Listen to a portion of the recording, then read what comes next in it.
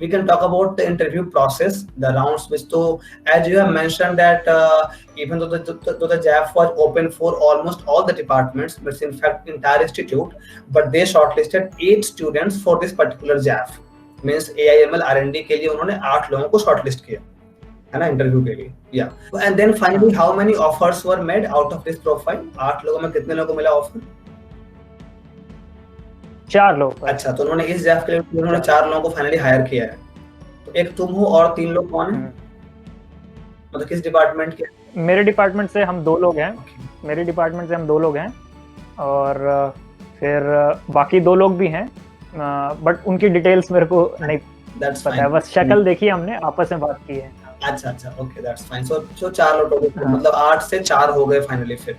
Okay, yeah तो now coming back to the interview process, जैसे कि तुम्हारे केस में we do not need to talk about the slot compensation, हम इन सब चीजों की बात बिल्कुल नहीं करेंगे.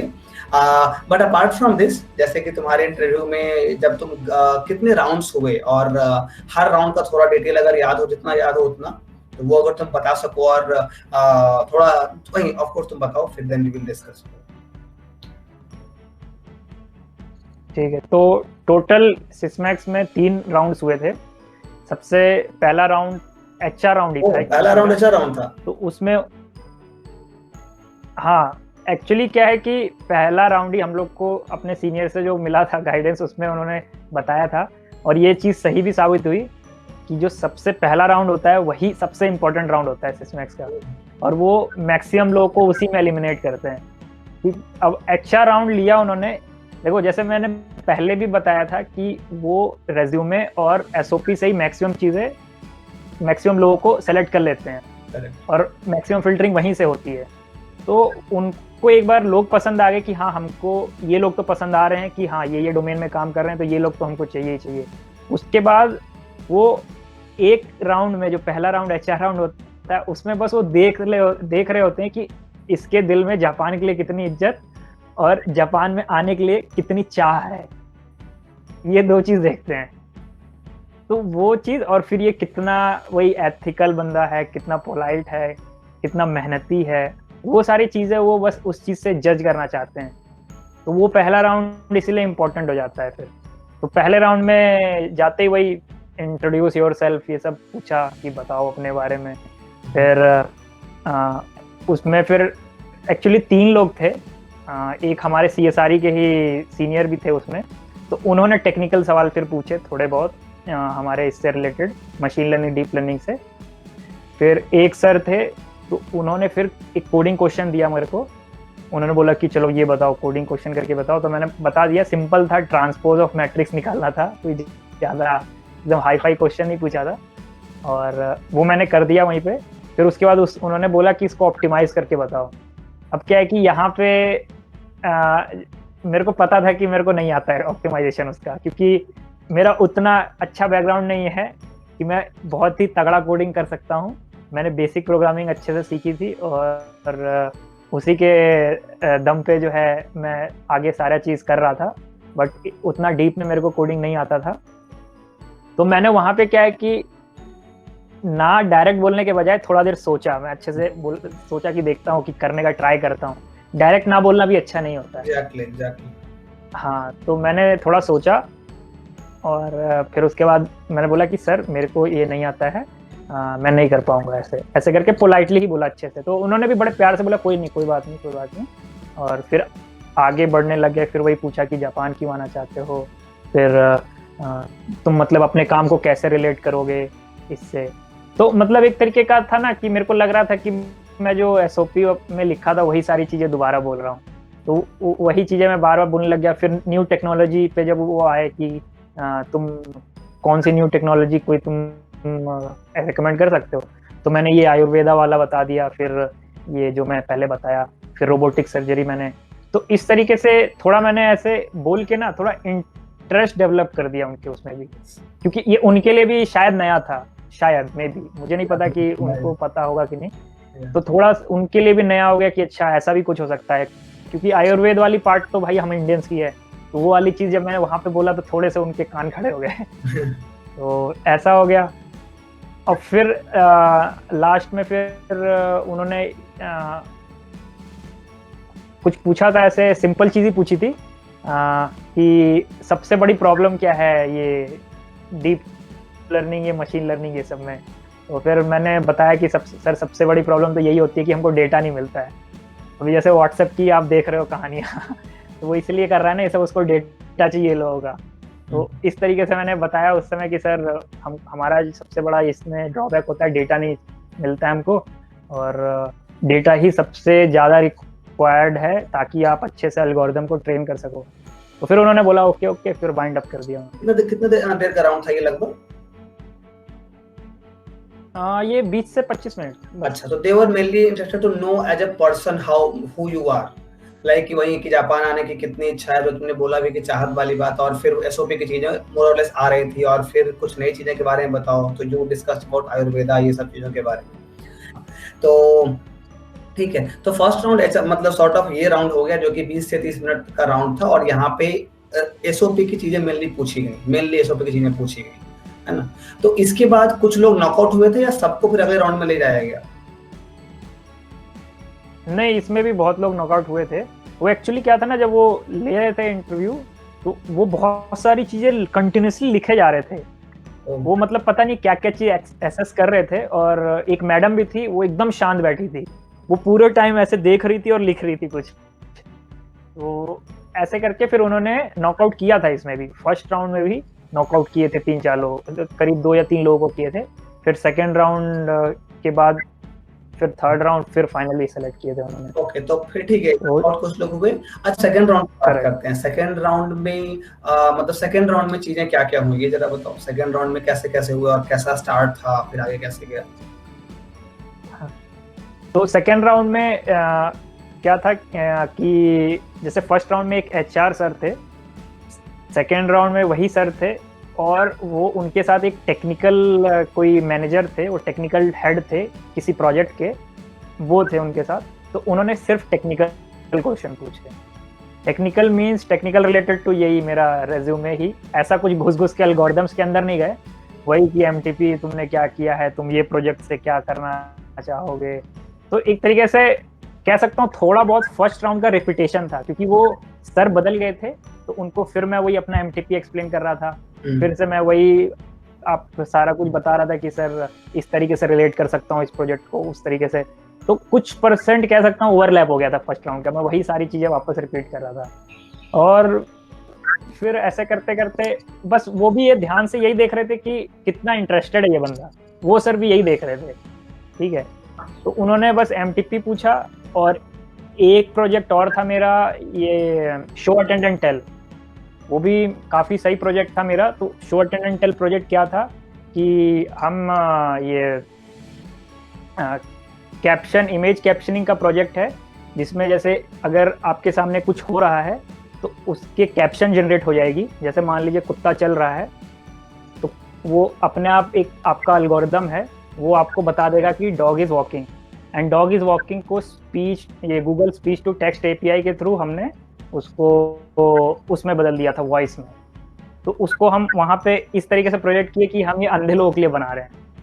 ठीक है, कि अंधे लोग अगर मान लीजिए कैमरा लेके चल रहे हैं कहीं पे, तो वो बस ऐसे ऐसे देखेंगे, रोड पार कर रहे हैं तो देखेंगे कि हाँ भाई कुछ आ रहा है, तो उनको वो वॉइस आ जाएगा, तो वो सुन लेंगे उसको। तो ये एक प्रोजेक्ट हम लोग का था। तो ये प्रोजेक्ट भी उन्होंने फिर काफ़ी डिटेल में पूछा था। तो इस प्रोजेक्ट के मैंने बताए थे अच्छे से घुस घुस के, कि मतलब इसमें मैंने क्या क्या न्यूरल नेटवर्क लगाया है, और कैसे इमेज जा रहा है, क्या क्या फीचर्स एक्सट्रैक्ट होंगे। तो ऐसे करके उनको बताया था पूरा ये वाला। तो ये 2 प्रोजेक्ट ही उन्होंने पूछा। फिर ये भी मतलब ये तो 18 से 20 मिनट में ही खत्म हो गया। फिर 2 प्रोजेक्ट पूछे फिर, और फिर ज़्यादा कुछ सिंपल चीज़ें ही पूछी थी, उतना कुछ मेरे को और याद भी नहीं आ रहा। अच्छा, तो खत्म हो गया था फिर। हाँ, मतलब मेनली वो प्रोजेक्ट जो आपने रिज्यूमे में लिखे थे उससे ही क्वेश्चन पूछे थे, मतलब वो भी ऊपर ऊपर से ही कि आपने इसमें क्या किया, क्या एल्गोरिथम लगाया, वो ज्यादा अंदर नहीं जाते। उनको बस ये देखना होता है कि he or she has done these things, वो बस किया है कि नहीं, बस वो चेक करते हैं। और इसको कुछ आगे का पता है कि नहीं, कि ये चीज कहीं और अप्लाई कर सकते हैं to solve some real life issues. Correct. तो सेकंड राउंड भी आधे घंटे का चला फिर, इसका मतलब सेकेंड राउंड भी आधे घंटे से भी कम, 20 मिनट। 20 मिनट। तो वहां पे लेकिन मेनली टेक्निकल बातें ही हुई, प्रोजेक्ट्स पे बात हुई, लेकिन सॉर्ट ऑफ वही रिपीटिशन ही था फ्रॉम द प्रीवियस राउंड। हाँ ओके, इसके बाद फिर थर्ड राउंड हुआ। थर्ड राउंड फिर था सीईओ राउंड बोलते हैं उसको। अच्छा। तो थर्ड राउंड कंपनी के सीईओ के साथ हम लोग का था।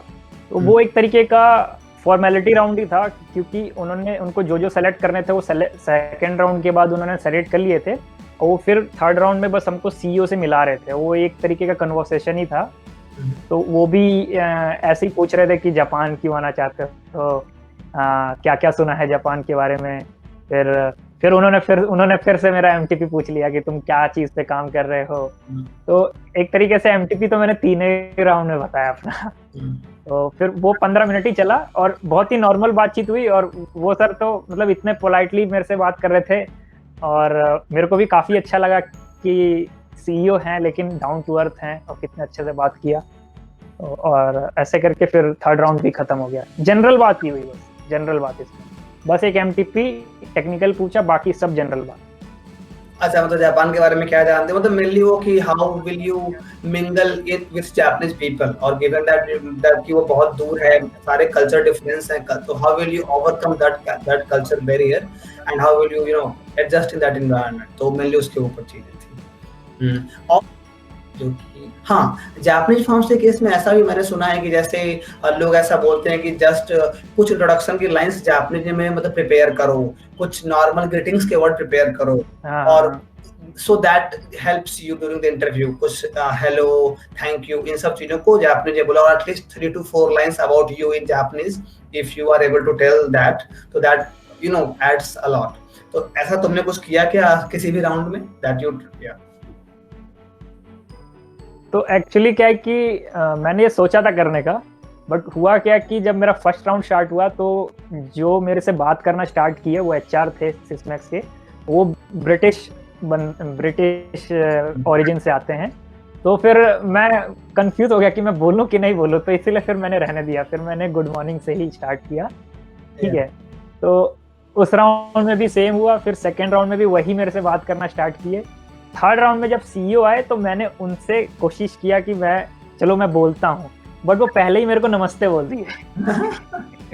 तो फिर मैंने भी उनको नमस्ते बोल दिया। तो इस एक तरीके से मैं जापानीज में नहीं बोला कुछ भी तीनों ही राउंड में।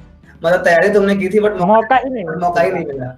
हाँ, अच्छा। हाँ, बट मैं तैयार तो था, सोचा था बोलूंगा। बट यू हैड प्रिपेयर्ड, तुमने की थी, तो ये सारी चीजें हो गई। तो इंटरव्यू नहीं, तो यहाँ पे जैसे मैं ये बोलना चाहूंगा ना कि अब जैसे ये हुआ एक्सीडेंटली हुआ, लेकिन फिर भी अगर आप वहाँ पे नहीं भी बोलते हो ना तो उतना इम्पैक्ट नहीं पड़ेगा। लेकिन जैसे अपना अपना सबका नजरिया है, लेकिन मेरे को ऐसा लगा कि मैं नहीं बोला फिर भी हुआ, तो उतना जरूरी नहीं है। आपको बस वहाँ पे ट्रू रहना है। मतलब मैं क्या पूरे इंटरव्यू में काफी ईमानदारी से बोला सब कुछ। जैसे अभी मैं जो बात कर रहा हूँ जो है वो बात कर रहा हूँ, कुछ फेक नहीं कर रहा हूँ। तो वही चीज मैंने इंटरव्यू में भी किया, कुछ भी फेक नहीं किया, बहुत आराम से पोलाइटली धीमे धीमे अच्छे से बात किया। तो उनको क्या है कि एज ए टेक्निकल पर्सन से पहले उनको एक अच्छा इंसान चाहिए। वो चीज मैंने फील किया। Very strong point. या तो अगर आप जापानीज को फोकस कर रहे हैं तो वो चीज अगर आपके पास है तो मतलब क्रैक हो जाता है। उतना कुछ ज्यादा टेक्निकल जैसे मैं बताया नहीं पूछते हैं तो हो जाता है क्रैक फिर। और you have also volunteered for some cells or teams at IIT Bombay, जैसे तुम्हारा ISCP के तुम डिपार्टमेंट कोऑर्डिनेटर थे, तो क्या उन सब चीजों से भी कुछ क्वेश्चंस पूछे गए किसी भी राउंड में? नहीं, उनसे क्वेश्चन तो नहीं पूछे मेरे से, मतलब उतना टाइम ही नहीं था। जैसे मैं बताया ना बहुत कम टाइम का था, तो उन सब से क्वेश्चन नहीं पूछा। और दूसरे in other words, did your PORs help you in the interview और at any point of time? Interview में तो मेरे को हेल्प नहीं किया, बट लेकिन मेरे को अपनी पर्सनैलिटी बढ़ाने के लिए बहुत हेल्प हुआ। क्योंकि क्या है कि ये डिपार्टमेंट कोऑर्डिनेटर का जो मैंने काम लिया था वो मैं इसी इंस्पिरेशन के साथ लिया था। क्योंकि जब मैं NIT में गया था, NIT भी बहुत बड़ा कॉलेज है, वहाँ पे मेरे को ऐसा कोई एक्सपोजर नहीं मिला। लेकिन जब मैं IIT बॉम्बे आया तो ये जो ISCP का उनका बुला के मीटिंग लेना, उन बच्चों को अच्छे से गाइड करना, थ्रू आउट गाइड करना, मेरे को इतनी सही चीज लगी, तो इसलिए मैं सोचा कि चलो मैं भी अपने तरफ से अगर मैं कर सकता हूँ तो मैं करता हूँ। और अभी ऑनलाइन हो गया सब कुछ, सारी ऑन बोर्डिंग जो जूनियर्स की हुई ऑनलाइन हुई, तो मैंने सारा काम किया, मतलब इतना अच्छा लगा मेरे को, तो वो खुद को बहुत अच्छा फील होता है, और उस चीज़ के लिए मैंने काम किया और मेरे को खुद के लिए बहुत अच्छा पर्सनैलिटी डेवलप हुआ वो चीज़ काम करके। ठीक है, तो इसीलिए अगर किसी को इंटरेस्ट है तो जरूर करना चाहिए वाला काम। और फिर जैसे एमटेक के एडमिशन्स हो रहे थे तो उस टाइम भी मैंने काफ़ी लोगों को गाइड किया था, वो मतलब डिपार्टमेंट कोऑर्डिनेटर नहीं, ऐसे ही गाइड किया था काफ़ी लोगों को CSRE के लिए। या पीओआर, यहाँ पे जो पीओआर है वो काफी, मतलब अगर आपको इंटरेस्ट है तो करना चाहिए, उनसे काफी मदद मिलती है टू इम्प्रूव योरसेल्फ एटलीस्ट। कोई डायरेक्ट उससे क्वेश्चन ना पूछे इंटरव्यू में, लेकिन खुद को समझ में आता है कि that now I am better at something, कुछ स्किल तो आपके अंदर आ ही जाती है, तो इट्स गुड, अगर आपको टाइम हो तो करना चाहिए। सो आई गेस हमने इंटरव्यू की बात कर ली, पीओआर में भी थॉट मैंने से पूछ लिया रैंडम, और जापानीज चीजों के बारे में हमने डिस्कस कर ली। कुछ और लगता है like you want to share some, या तुमने कुछ चीज तुम्हें लग रहा है कि तुमने बहुत अच्छे से बोला वो अच्छा, या कुछ तुम्हें लग रहा है कि नहीं तुम पढ़ के नहीं गए थे उससे क्वेश्चंस आ गए, ऐसा कुछ तुमसे गलती हुई या कुछ बहुत अच्छा वैसा कुछ हुआ? नहीं, जैसे एक मैं उसी टाइम बताया था कि जब मैं कोडिंग कर रहा था तो मेरे से नहीं हुआ था, तो एक चीज़ है कि अगर आपको कुछ नहीं आ रहा है तो पोलाइटली बोल दो कि सर मेरे को नहीं आता है, बट डायरेक्ट बोलने से पहले एक बार थोड़ा ट्राई कर लो, फिर आराम से उसको बोल दो कि सर मैं कोशिश कर रहा हूँ बट अभी मेरे को क्लिक नहीं कर रहा है, तो उस तरीके से इसको हम बता सकते हैं। और फिर उसके बाद कभी भी फेक नहीं करना चाहिए इंटरव्यू में, ठीक है, आराम से ही बात करो, जैसे आप दूसरों से, अपने दोस्तों से या फिर मम्मी पापा से बात करते हो वैसे ही आराम से बात करो, और जितना आता है जो जो काम किया ईमानदारी से सब बताओ, तो अच्छा रहता है, फिर ज़्यादा कोई फेक करने की जरूरत नहीं हो। खासकर जापानीज़ में तो वो लोग तो इतने साल से इंटरव्यू ले रहे हैं, वो लोग तो ऐसे रहते हैं कि उनको देखते ही समझ में आ जाता है, तो उनके सामने तो फेक नहीं कर सकते हम, तो यही चीज़ें हैं। या सो आई गेस फिर प्रीटी मच हमने मतलब सिस्मैक्स कॉर्पोरेशन के लिए जो भी चीज तुमने फेस की, स्टार्टिंग फ्रॉम रेज्यूमे, एसओपी, फिर इंटरव्यू, जो भी, तो आई गेस सब कुछ डिस्कस हमने किया, या कुछ और है जो कि इस रिक्रूटमेंट में इंपॉर्टेंट है जो कि तुम बताना चाहो, मतलब सिस्मैक्स के लिए कोई इंपॉर्टेंट चीज और बचती है? सिस्मैक्स के लिए ऐसा तो कुछ इंपॉर्टेंट चीज नहीं है। हाँ, जैसे एक चीज मैं यहाँ पे शेयर करना चाहता हूँ, जो जैसे खासकर कोर प्रोफाइल जो हमारा है, ये थोड़ा रिलेवेंट इस प्लेसमेंट से नहीं है, लेकिन एज सच अगर कोई वीडियो देखता है तो उसके लिए है कि अगर आप सिविल, मैकेनिकल, जो कोर ब्रांचेस इन सब से हो, तो क्या है कि अभी का टाइम जो है अब वो समय बदल रहा है, और मैं क्या देख रहा हूँ कि लोग क्या है काफ़ी रिजिड मेंटालिटी के साथ वो सरकारी नौकरी के चक्कर में पागल हो रहे हैं, कोचिंग में बर्बाद कर रहे हैं समय। तो क्या करना है कि थोड़ा सा अपना दिमाग यूज करके हल्के से इधर उधर देखो, आपको अपॉर्चुनिटीज मिलेगी। तो अब देखो, मैंने जैसे बोला कि मेरे पास स्ट्रक्चर्स का था ऑप्शन, मैं जाता तो वही, फिर वहाँ पे जाता 2 साल पढ़ता तो फिर वही सिविल इंजीनियरिंग में, जहाँ पहले मेरा बीटेक में हुआ था वही होना था एमटेक में भी। तो हल्का सा दिमाग लगाओ, आपको ऑप्शंस मिलेंगे, केवल CSRE एक ऑप्शन नहीं है, दूसरे भी बहुत सारे ऑप्शंस है। तो थोड़ा सा हमको रिजिड होने की बचने की जरूरत है, ये सरकारी नौकरी के चक्कर से बचो, और फिर दूसरा क्या है, फ्लेक्सिबल हो और दूसरे चीज़ों को एक्सप्लोर करो। बस ये एक मैसेज है, क्योंकि इससे बहुत टाइम वेस्ट जो हो रहा है वो बच जाएगा, जो स्टूडेंट्स अभी प्रिपेयर कर रहे हैं। या वेरी स्ट्रांग पॉइंट। हमें जैसे वो कहते भी है ना कि जैसा देश वैसा वेश, तो जिस तरह से हवा बदल रही है आपको भी खुद को बदलना पड़ेगा। जो चीज आज से 20 साल 15 साल पहले करी थी, नाउ सिचुएशंस ड्रास्टिकली चेंज हुआ situations, accordingly you also need to modify yourself और also need to learn कि अब मुझे ऐसे करना चाहिए। Obviously प्रॉब्लम पता है क्या, जो तुमने बोला एकदम सही बोला कि हम रिजिड हो जाते हैं, we do not accept flexibility, और हम नहीं हो पाते लिबरल। जैसे फोन वगैरह हम बहुत आराम से चेंज कर लेते हैं, नया फोन आया रेडमी का Note 4 Note 5 जो भी लेते गए, but we don't upgrade our thought process. वो जो हमारे दिमाग में हार्ड वायर्ड है, वी ऑलवेज फॉलो दैट। तो I think we should also upgrade our mentality as well as time progresses, वो भी करने की जरूरत है। तुमने काफी बोला, करेक्ट। लेट अस होप कि इससे कुछ लोगों का फायदा हो। और या सो तो फिर we can summarise the session, right, we can conclude the session, है ना? Yeah. Sure. So yeah. So thank you, Abhishek. For our viewers, Abhishek has also accepted my request to share his resume with our viewers. His resume can be found in the description of this video. Yeah. So once again, Abhishek, thank you very much. Thank you for taking out time for this session, and we really hope that that your experience will serve as a beacon or a motivation for the upcoming students. Yeah. Thank you very much. Thank you. Thank you.